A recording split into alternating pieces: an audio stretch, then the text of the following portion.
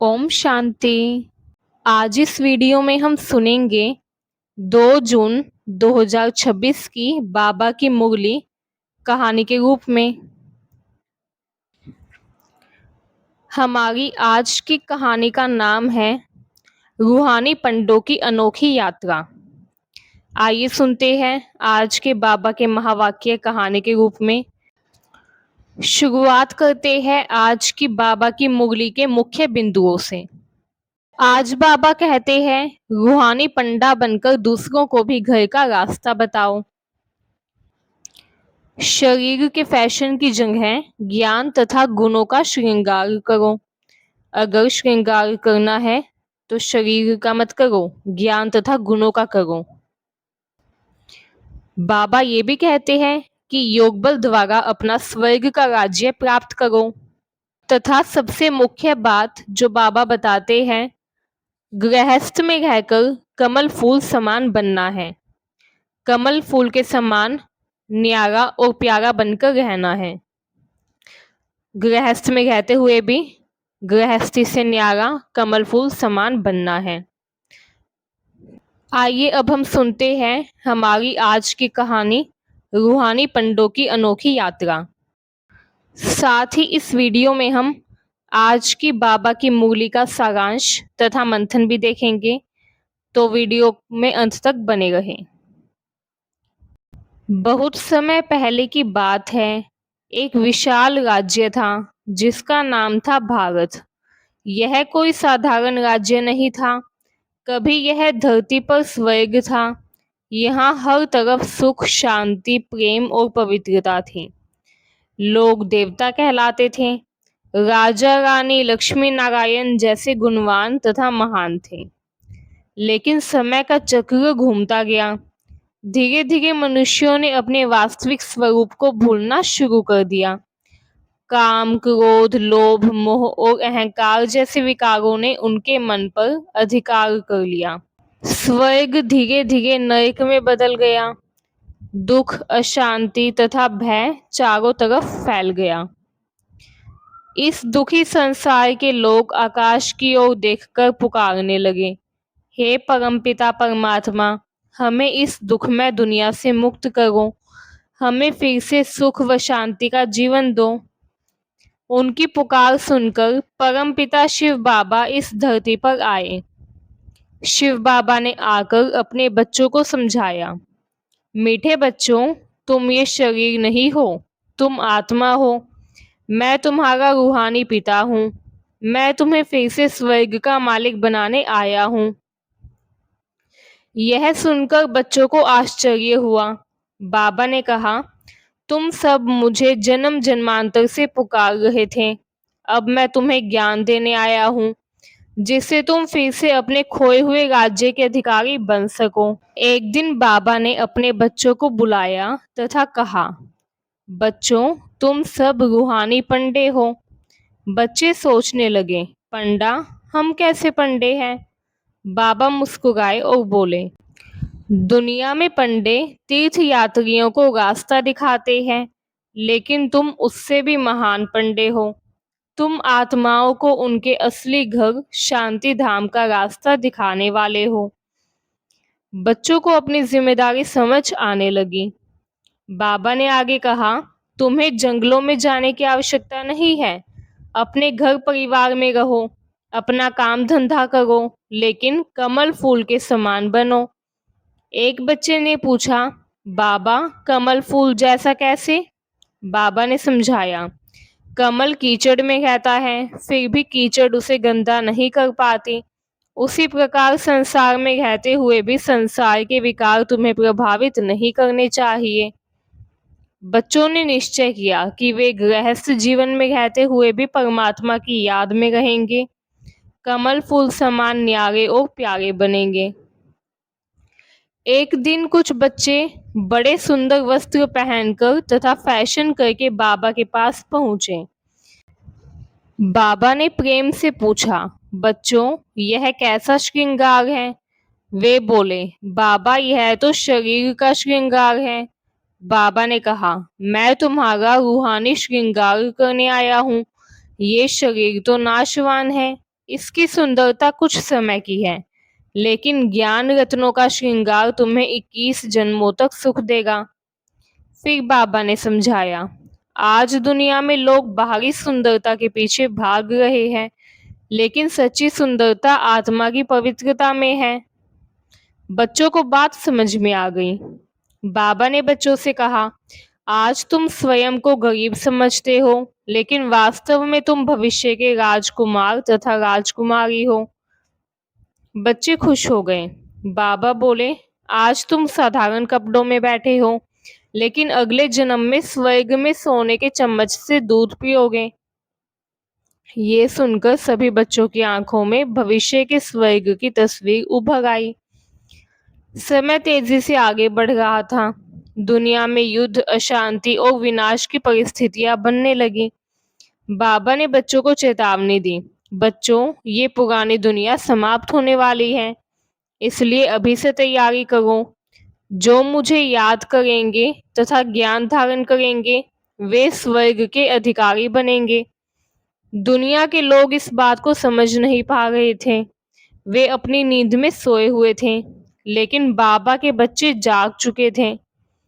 बाबा ने कहा, दुनिया वाले बाहुबल से राज्य लेना चाहते हैं, लेकिन तुम योग बल से विश्व के मालिक बनोगे। बच्चे प्रतिदिन शिव बाबा को याद करने लगे।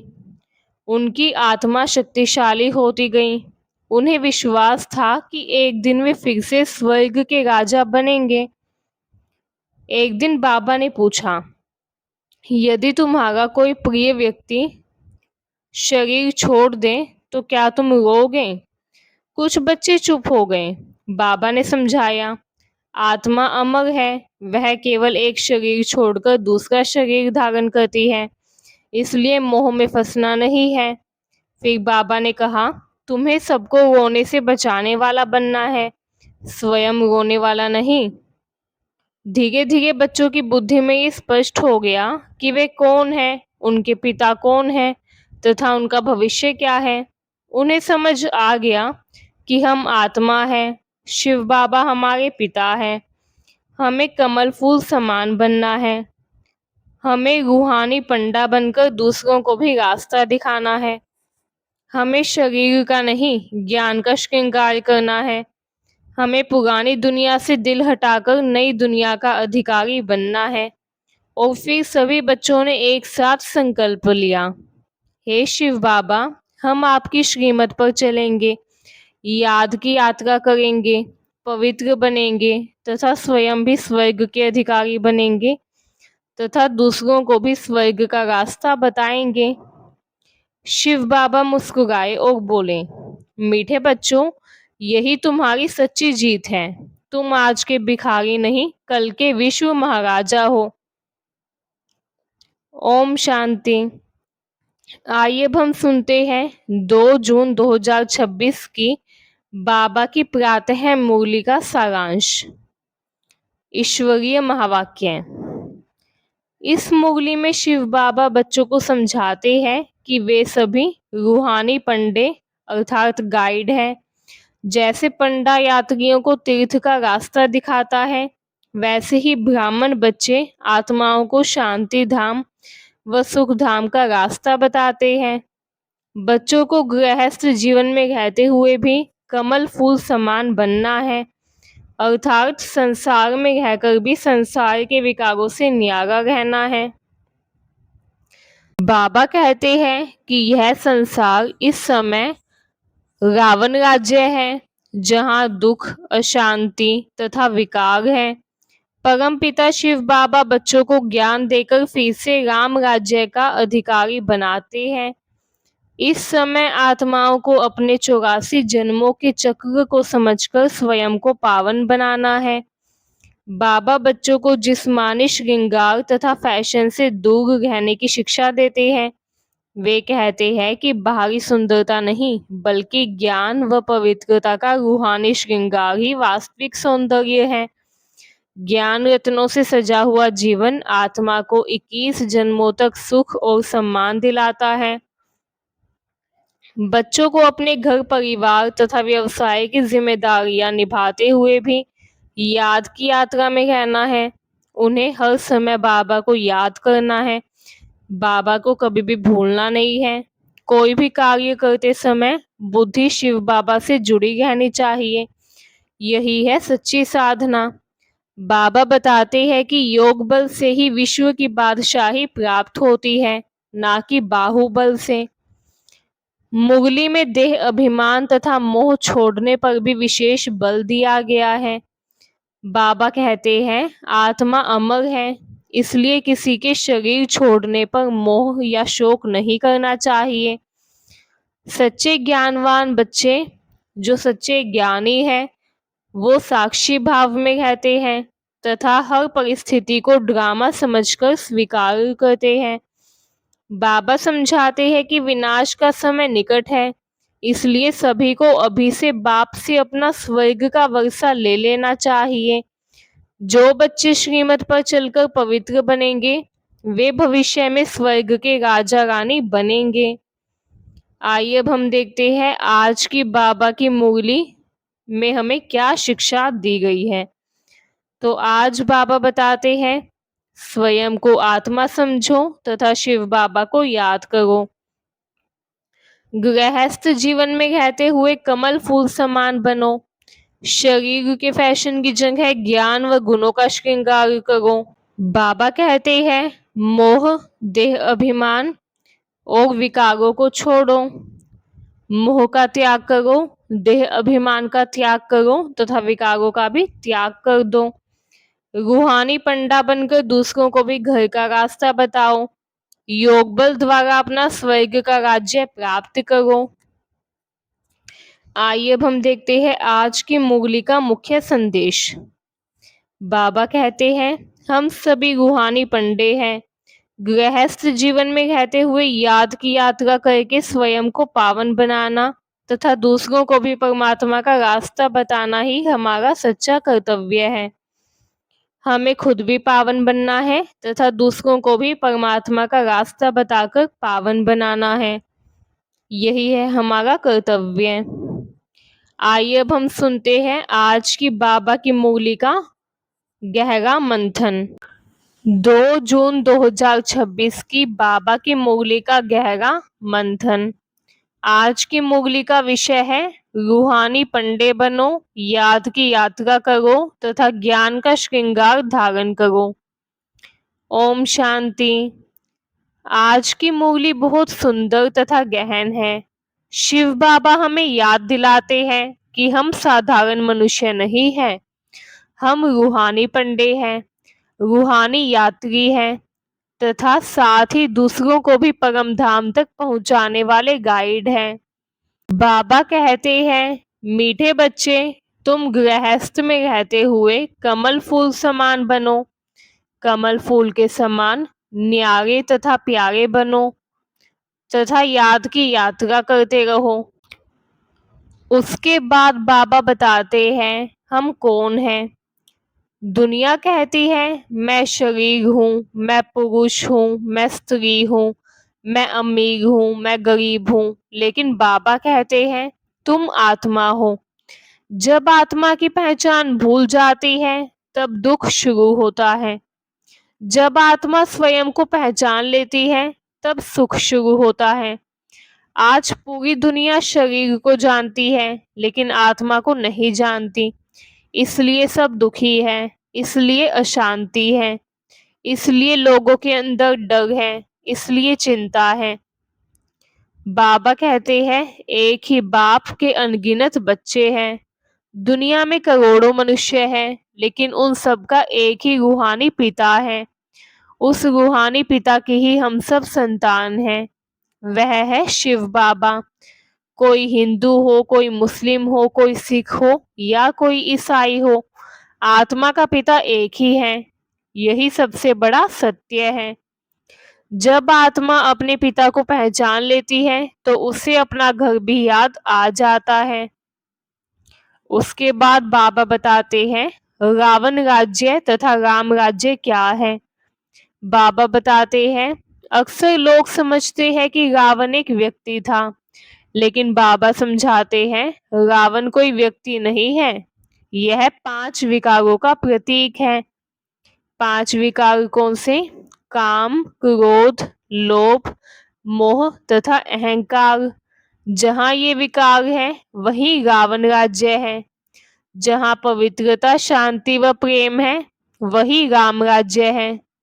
आज पूरी दुनिया रावण राज्य में है, इसलिए दुख है। उसके बाद बाबा बताते हैं हम रूहानी पंडे कैसे हैं। आज की मुरली का सबसे सुंदर शब्द है रूहानी पंडा।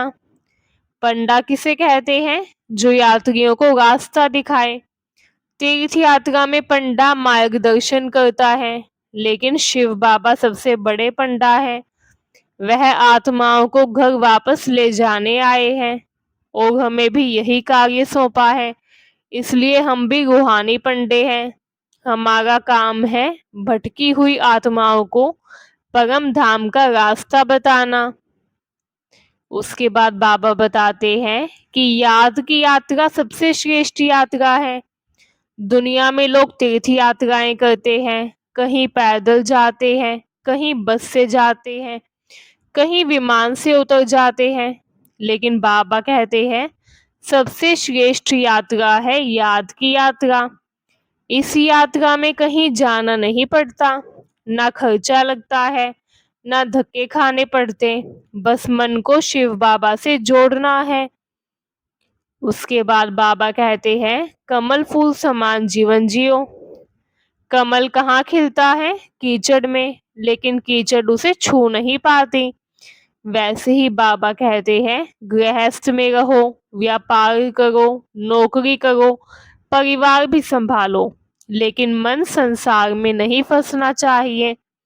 मन शिव बाबा में रहे, यही कमल फूल समान जीवन है। यही है कमल फूल के समान न्यारा और प्यारा बनकर रहना। उसके बाद बाबा बताते हैं ज्ञान का श्रृंगार क्या है। आज बाबा कहते हैं मैं तुम्हारा रूहानी श्रृंगार करने आया हूँ। दुनिया शरीर का श्रृंगार करती है, कपड़े, मेकअप, फैशन, आभूषण ये सब लगाती है, लेकिन बाबा आत्मा का श्रृंगार करते हैं। ज्ञान से, योग से, गुणों से, शक्तियों से। ये श्रृंगार कभी पुराना नहीं होता। उसके बाद बाबा कहते हैं फैशन से सावधान क्यों रहना है। बाबा कहते हैं कलयुग में फैशन आकर्षण पैदा करता है।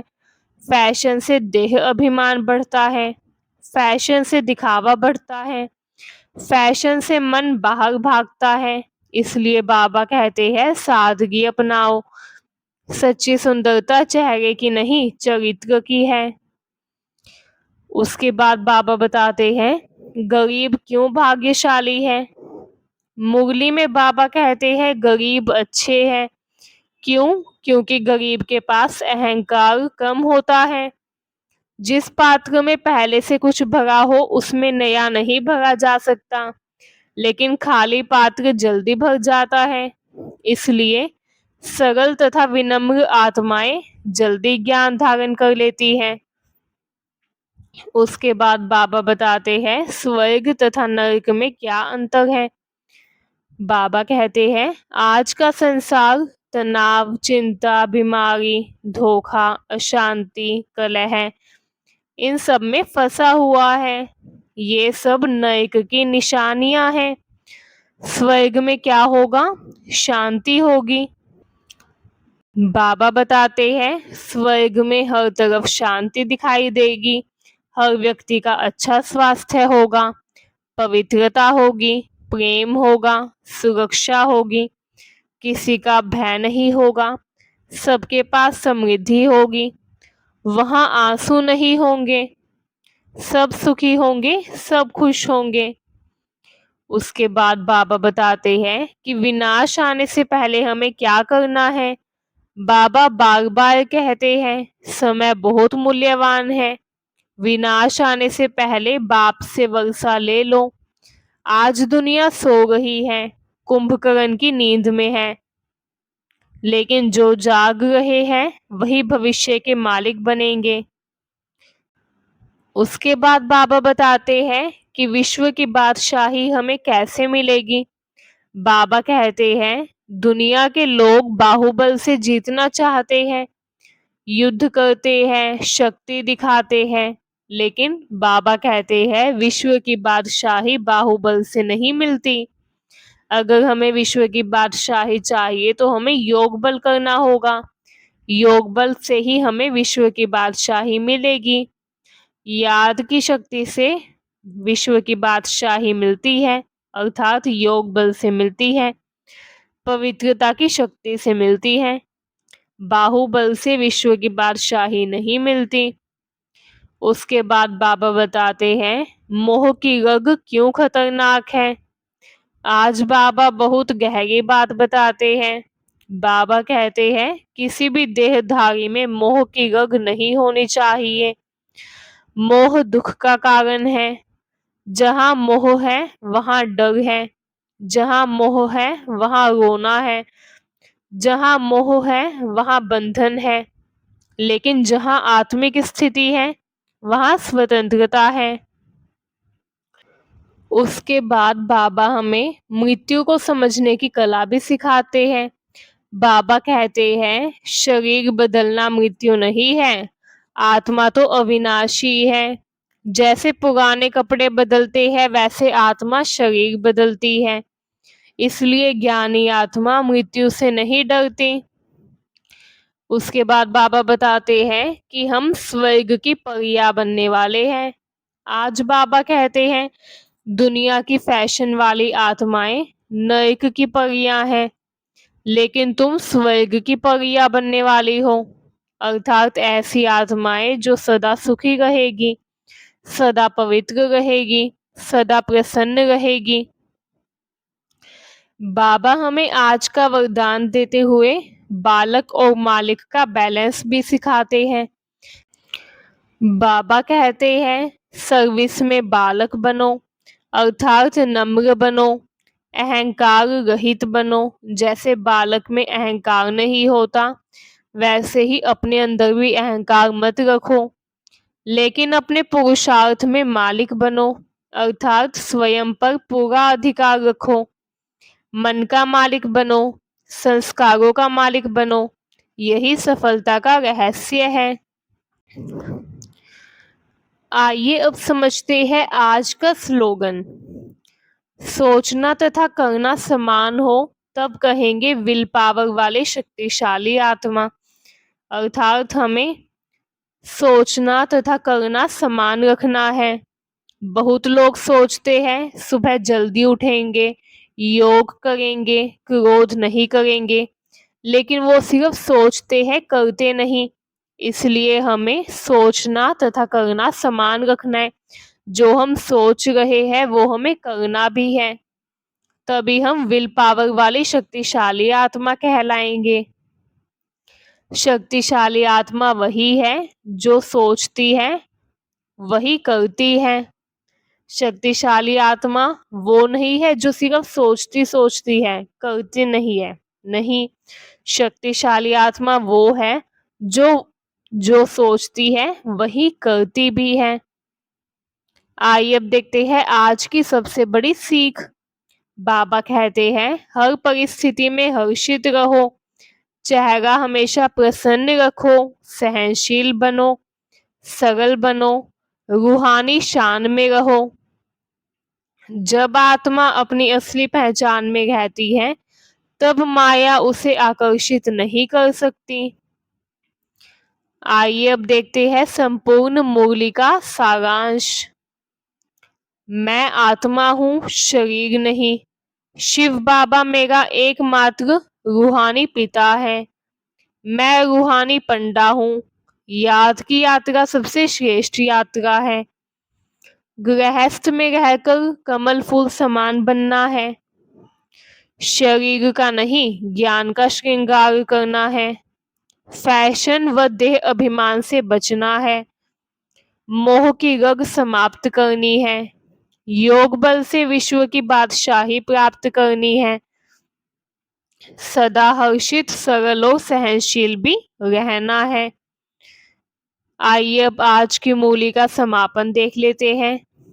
मीठे बाबा आज हमसे कहते हैं, बच्चे, तुम रूहानी पंडे हो, स्वयं भी याद की यात्रा करो तथा दूसरों को भी घर का रास्ता बताओ। शरीर के श्रृंगार में नहीं, ज्ञान व योग के श्रृंगार में लगो। कमल फूल समान बनकर इस दुनिया में रहो तथा भविष्य के स्वर्ग के अधिकारी बनो। ओम शांति। आइए अब हम देखते हैं आज की मुरली से संबंधित मुख्य प्रश्न उत्तर। 2 जून 2026 की बाबा की मुरली पर आधारित मुख्य प्रश्न उत्तर। प्रश्न 1 है, इस मुरली का मुख्य संदेश क्या है? उत्तर है, इस मुरली का मुख्य संदेश है कि हम सभी आत्माएं रूहानी पंडे हैं। हमें गृहस्थ जीवन में रहते हुए कमल फूल समान न्यारा रहना है, शिव बाबा की याद में रहना है तथा स्वयं के साथ साथ अन्य आत्माओं को भी मुक्ति व जीवन मुक्ति का रास्ता बताना है। बाबा बच्चों को रूहानी पंडा क्यों कहते हैं? उत्तर है, क्योंकि जैसे पंडा यात्रियों को तीर्थ का रास्ता दिखाता है, वैसे ही ब्राह्मण बच्चे आत्माओं को शांति धाम और सुख धाम का रास्ता बताते हैं। वे लोगों को परमात्मा का परिचय देकर उनकी सच्ची यात्रा कराते हैं। प्रश्न 3 है, कमल फूल समान बनने का क्या अर्थ है? उत्तर है, कमल फूल कीचड़ में रहकर भी उससे अछूता रहता है। इसी प्रकार संसार में रहते हुए भी विकारों, मोह तथा आसक्ति से मुक्त रहना तथा परमात्मा की याद में रहना ही कमल फूल समान बनना है। प्रश्न 4 है, बाबा बच्चों का कौन सा श्रृंगार करते हैं? उत्तर है, बाबा बच्चों का रूहानी श्रृंगार करते हैं। वे ज्ञान, योग, पवित्रता व दैवी गुणों के रत्न देकर आत्मा को सुंदर बनाते हैं। प्रश्न 5 है, बाबा किस श्रृंगार के लिए मना करते हैं? उत्तर है, बाबा जिस्मानी श्रृंगार, फैशन, दिखावे और बाहरी सुंदरता के मोह से दूर रहने की शिक्षा देते हैं। प्रश्न 6 है, ज्ञान मार्ग तथा भक्ति मार्ग में क्या अंतर है? उत्तर है, भक्ति मार्ग में आत्माएं परमात्मा को याद करती हैं और खोजती हैं, जबकि ज्ञान मार्ग में स्वयं परमात्मा आकर आत्माओं को सच्चा ज्ञान देते हैं और उन्हें पावन बनाते हैं। प्रश्न 7 है, राम राज्य और रावण राज्य से क्या तात्पर्य है?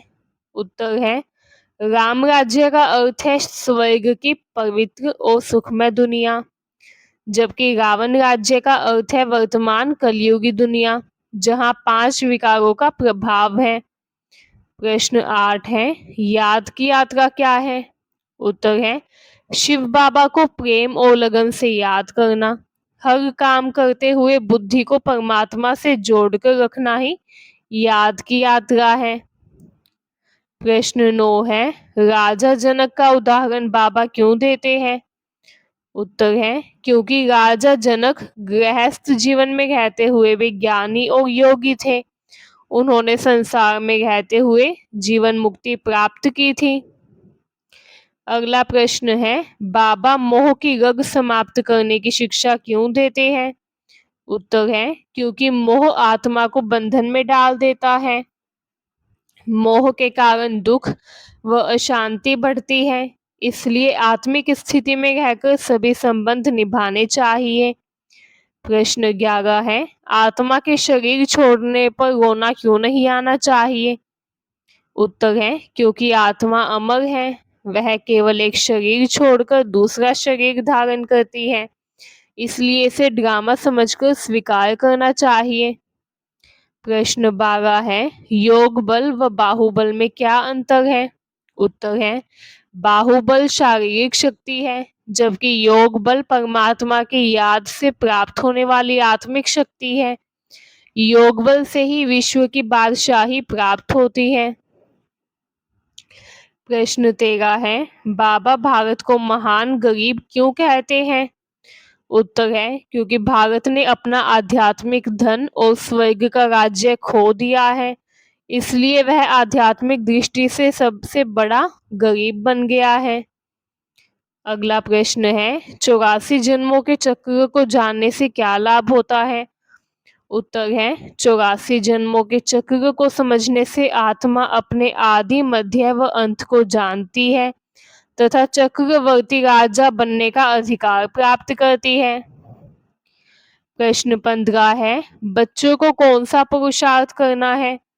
उत्तर है, पवित्र बनना, शिव बाबा को याद करना, ज्ञान धारण करना, दूसरों को भी ज्ञान देना व कमल फूल समान जीवन जीना। प्रश्न 16 है, सच्चा रूहानी पंडा कौन है?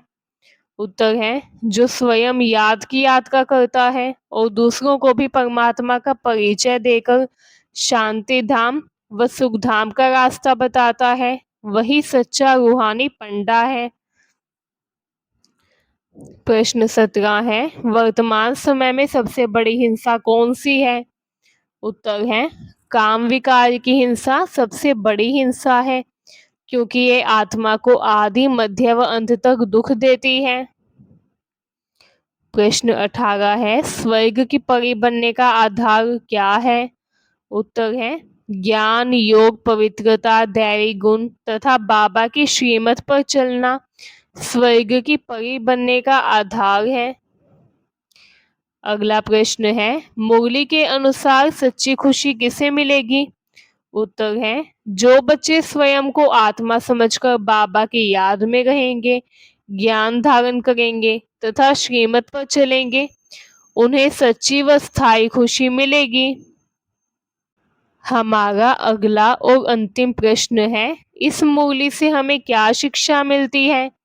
उत्तर है, हमें गृहस्थ जीवन में रहते हुए कमल फूल समान रहना चाहिए, शिव बाबा की याद में रहना चाहिए, पवित्र बनना चाहिए, देह अभिमान व मोह को छोड़ना चाहिए तथा रूहानी पंडा बनकर सभी आत्माओं का कल्याण करना चाहिए। ओम शांति। तो यहीं पर हमारी आज की मुरली समाप्त होती है। अगर आपको मुरली अच्छी लगी हो तो कमेंट में ओम शांति जरूर लिखें। साथ ही प्रतिदिन बाबा के महावाक्य सुनने के लिए चैनल को सब्सक्राइब करें एंड इस वीडियो को अपने सगे संबंधियों को भेजें ताकि उन्हें भी बाबा का संदेश प्राप्त हो सके। बाबा के इस संदेश को लोगों तक पहुंचाना भी एक ईश्वरीय सेवा है, तो इस सेवा में अपना योगदान जरूर दें। ओम शांति। शुक्रिया बाबा, शुक्रिया।